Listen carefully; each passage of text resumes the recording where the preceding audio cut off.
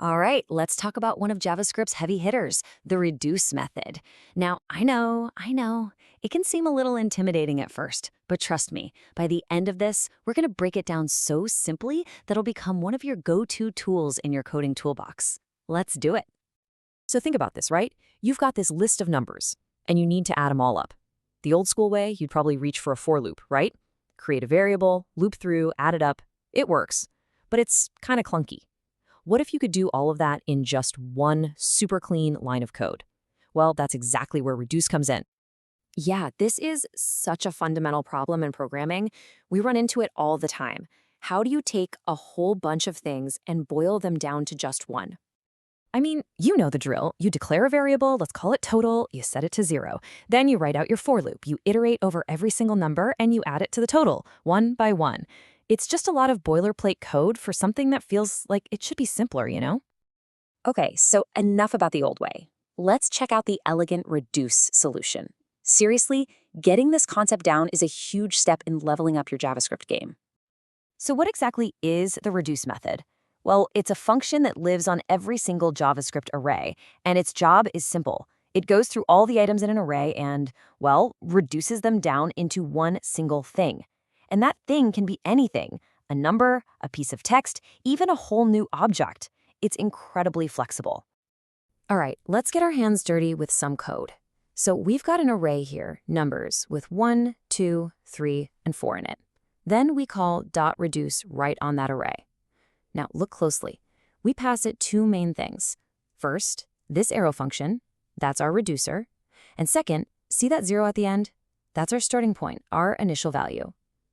Inside the function, you've got two super important players, the accumulator and the current value. Let's break down what those do.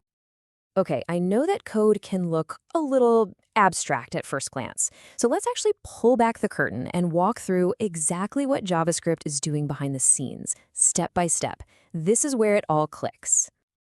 So here we go. Step 1, the accumulator starts at 0. Why 0? Because that's the initial value we gave it. Simple enough. Now, for the first pass, the current value is the first item in our array, which is 1. So we do the math. Accumulator, 0, plus current value, 1, equals 1. Cool.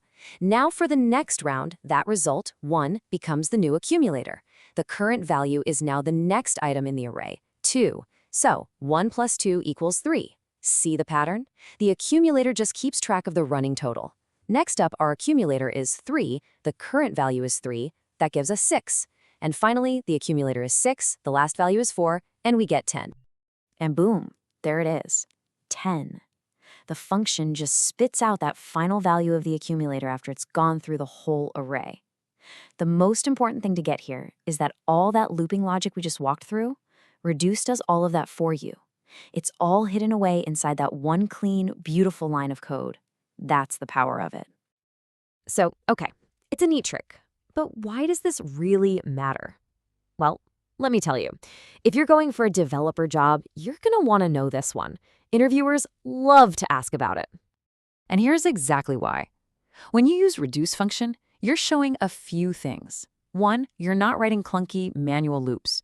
Your code is shorter, it's cleaner, it's just more readable. But the bigger deal here is that it shows you understand a more modern, functional way of writing JavaScript. You're not telling the computer how to do something step by step. You're just declaring what you want the end result to be. And trust me, that way of thinking is a massive green flag for any interviewer. Okay, so hopefully that makes a lot more sense now.